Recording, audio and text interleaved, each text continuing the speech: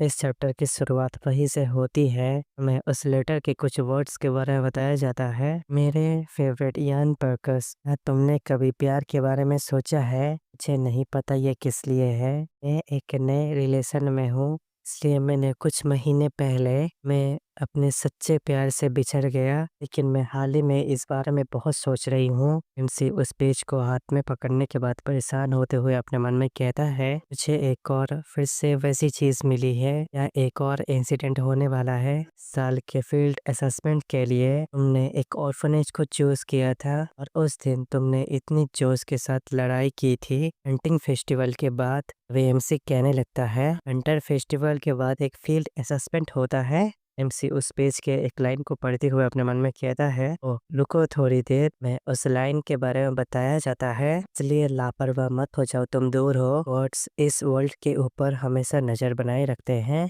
अगर तुम धोखा दोगे उसके हिसाब से तुम्हें सजा मिलेगी। लूसिया के लवर के तौर पर दूसरे दिन इस मंथ के wheel of year 571 year imperial calendar में एमसी अपने मन में कहता है, ए लूसिया कौन है? एमसी परेशान होते हुए अपने मन में कहता है, तेरा नहीं पर लूसिया, तुम तो साले आखिर मैं फ्यूचर में कौन सा हरामी बन गया हूँ। मतलब मैं सारी चीज़ों को फिर से याद कर लेता हूँ। पहली बात, अगर कैलेंडर अपने आप पलट गया है का मतलब है मेरी याददाश्त फिर से चली गई है। तभी हमसे अपने बॉडी की एनर्जी को महसूस करते हुए अपने मन में कहता है, ज़रा थोड़ी देर रुकना।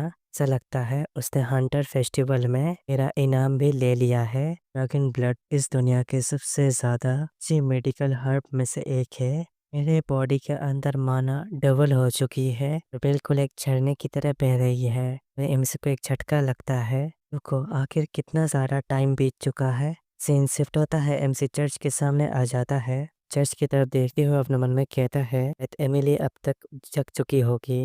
एमसी गेट को खटखटाते हुए कहता है, सेंटेस में यन पर्कस। एमसी याद करते हुए अपने मन में कहता है, आते हुए उन दोनों बंदों ने मुझे नोटिस नहीं किया, शायद इन दिनों कुछ अजीब इंसिडेंट नहीं हुआ होगा। वे हल्का सा गेट खुलता है। एमसी उसकी तरफ देखते हुए अपने मन में कहता है, अगर ऐसी ही बात है तो वे सामने की ओर से एक अटैक आता है। एमसी ये देखने के बाद चौंक जाता है। एमसी उस बंदे के शॉट को रोकते हुए अपने मन में कहने लगता है, आखिर ये अचानक से क्या हो रहा है? आखिर ये अचानक से क्या हो गया? एमसी उस लड़के के अटैक को रोक नहीं पाता। वो लड़का एमसी के गालों पे कट लगाते हुए आगे बढ़ जाता है। वे एमसी सीरियस होते हुए कहते हैं, आखिर ये क्या चल रहा है? लड़का गुस्से में एमसी की तरफ देखते हुए कहने लगता है, तुम फिर से अपने पुराने कमजोर रूप में लौट आए हो। सुनने के बाद एमसी फुल कंफ्यूज होते हुए अपने गाल के ऊपर हाथ लगाते हुए अपने मन में कहने लगता है, ऐसा लग रहा है यहाँ पर कुछ ना कुछ तो जरूर गड़बड़ है। वे एमसी और सेंटनेस एक दूसरे के आमने सामने बैठे होते हैं। सेंटनेस और वो लड़का सीरियस एक्सप्रेशन के साथ एमसी की तरफ देख रहे होते हैं। एमसी ये देखने के बाद कुछ नहीं किया पाता, बस वो इधर उधर नजर घुमाने लगता है। इस ड्राइंग रूम में हर तरफ फाइट के निशान है, तक ये चीज़ें साफ नहीं हुई है, इसलिए मुझे ऐसा लगता है ये चीज़ें हाल ही में हुई है।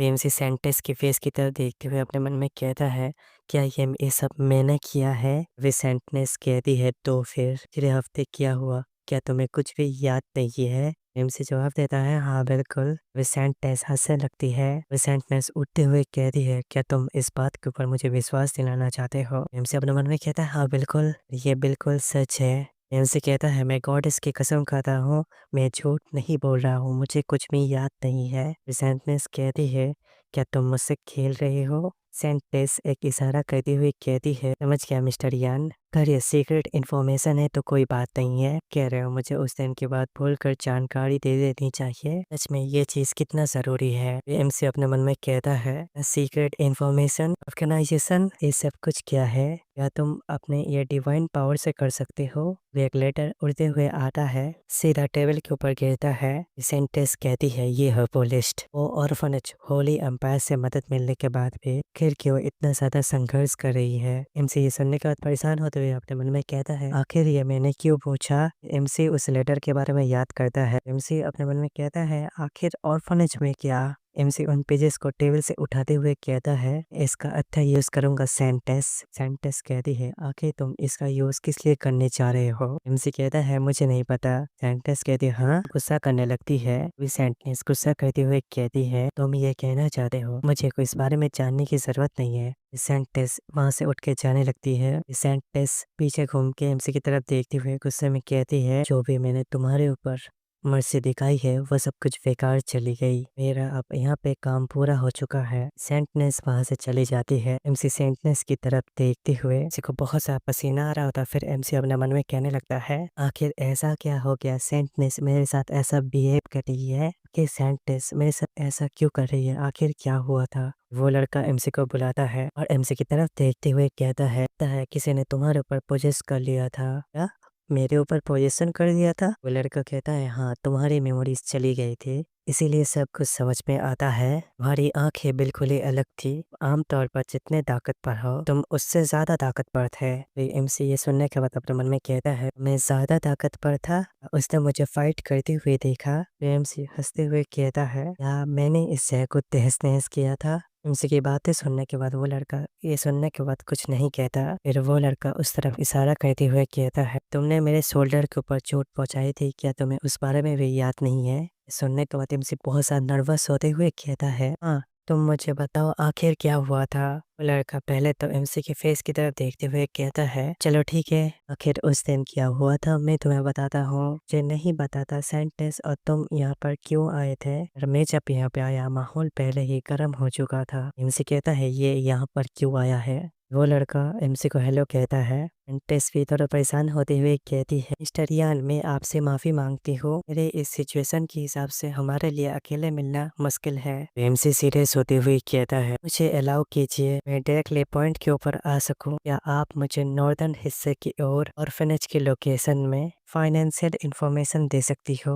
होली एम्पायर से मदद पाने के बाद भी वो लोग फाइनेंशियल ज्यादा क्यों स्ट्रगल कर रहे हैं? सुनने के बाद सेंटनेस को भी पसीना आ रहा होता है। विसेंटेस कहती है, मुझे माफ कर दीजिए। सेंटनेस कहने लगती है, चाहे हम लोग जितना भी करीब है, होली एम्पायर के इंटरनल इंफॉर्मेशन मैं आपको नहीं दे सकती हूँ। वो लड़का परेशान होते हुए सेंटेस की तरफ देखता है। सेंटेस एमसी की तरफ देखते हुए कहने लगती है, तुम अचानक उनके बारे में क्यों बात कर रहे हो? एमसी उस कप के चारों तरफ उंगली घुमाते हुए कहता है, मैंने ये सुना है कुछ पावरफुल लोग उसे गिराने के लिए काम कर रहे हैं। कोई कंजर्वेटिव आर्चर को गिराने की कोशिश कर रहा है? क्या ये माना नहीं जा सकता? क्या कोई प्रोग्रेसिव धारा से ये कदम उठा रहा है? लेकिन तुम अगर मुझे ऑर्फनेज के बारे में इंफॉर्मेशन दे दो, फिर मैं इसे नजरअंदाज कर सकता हूँ। ये सुनने के बाद सेंटेंस गुस्से में एमसी की तरफ देखती है। वो लड़का सेंटेंस की तरफ देखते हुए अपने मन में कहता है, सेंटेंस में हाल ही में एंडल के करप्शन को यूज करके उसे गिराने की कोशिश शुरू की है।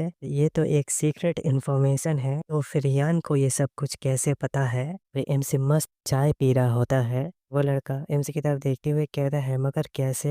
नहीं, अगर ये बात कोई मायने नहीं रखती, अगर हम लोग केयरफुल नहीं रहे, हमारी सारी प्लान बेकार जा सकती है। सेंटेंस परेशान होते हुए अपने मन में कहने लगती है, सिर्फ यान ही नहीं, हमें हर कोई सिंगल पर्सन को खोजना होगा जिसने कोई भी इंफॉर्मेशन को लीक किया है। उन्हें आगे फैलने से रोकना होगा। इसमें ब्रूट फोर्स का यूज ही क्यों ना करना पड़े। एटनेस अपने बंदा की तरफ देख के इशारा करती है। वे एमसी चाय का ग्लास पकड़ते हुए हंसने लगता है। वे एमसी गुस्से में कहने लगता है, गेट ऑन। सेंटनेस का वही लड़का एमसी के ऊपर अटैक कर देता है। एमसी अपने चाय के कप को उसकी तरफ फेंकता है। वो लड़का अपने स्वॉर्ड से अटैक करता है और उस कप को उड़ा देता है। एमसी अपने कुल्हाड़ी को निकाल लेता है। वो लड़का ये देखने के बाद अपने मन में कहने लगता है, उसके रिएक्शन स्पीड को देखते हुए उसे उस हमले में बचना नामुमकिन होना चाहिए था। एमसी कुल्हाड़ी से उस लड़की के ऊपर अटैक करता है। लड़का एमसी के अटैक को डॉज करते हुए अपने मन में कहता है, मेरा बैलेंस खराब हो चुका है। फिर वो लड़का अपने बैलेंस को संभालते हुए एमसी के अटैक के ऊपर अटैक करता है। एमसी कुल्हाड़ी से उसके ऊपर फिर से अटैक करता है। वो लड़का ये देखने के बाद अपने मन में कहता है, दैट मैंने अपना डिफेंसिव पोजीशन को हटा लिया है। एमसी उस लड़के की तरफ लगातार अपने कुल्हाड़ी से अटैक कर रहा होता है। लड़का ये देखने के बाद अपने मन में कहता है कि कुल्हाड़ी छोटी है और मेरे से ज्यादा तेज है, स्पीड का मुकाबला इसके साथ नहीं कर सकता। कैंटेस इस लड़के का नाम पुकारती है। वे उस लड़के को सेंटेस पेसिंग का यूज करती है। एमसी पीछे सेंटेस की तरफ देखता है। वो लड़का एमसी की कुल्हाड़ी के ऊपर अटैक करते हुए अपने मन में कहता है, सेंटेस का बफ सच में बहुत ज़्यादा अच्छा है। वो लड़का एमसी के पास आते हुए एमसी के ऊपर अटैक करते हुए कहता है, तुम इस अटैक को रोक नहीं सकते यान। तभी उस लड़के के शोल्डर के ऊपर एक अटैक आता है। वो लड़का ये देखने के बाद चौंक जाता है। टाइम और स्पेस फिर से रुक जाता है। वो लड़का एमसी की कुल्हाड़ी की तरफ देखता है, फिर कहता है, आखिर ये क्या है। वो लड़का अपने मन में कहता है, कोई बात नहीं है, मैं इसे रोक सकता हूँ। वो एमसी अपने कुल्हाड़ी को घुमाता है, उस लड़के के कंधे के ऊपर जोर से अटैक करता है, जिससे कंधे से ब्लड निकल रहा होता है। वो लड़का ये देखने के बाद शॉक होता है। तभी वो लड़का एमसी की तरफ देखते हुए कहता, ऐसा नहीं हो सकता, ये शॉर्ट सर्कल है। गाइस यहीं पे ये चैप्टर खत्म होता है।